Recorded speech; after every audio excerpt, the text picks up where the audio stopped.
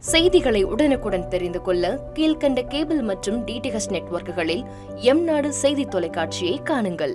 பாதகம் செய்பவரை கண்டால் நாம் பயம் கொள்ளலாகாது பாப்பா. மோதி மிதித்துவிடு பாப்பா, அவர் முகத்தில் உமிழ்ந்துவிடு பாப்பா. அண்மை செய்திகளை உடனுக்குடன் தெரிந்து கொள்ள இணைந்திருங்கள் எம் நாடு தொலைக்காட்சியுடன்.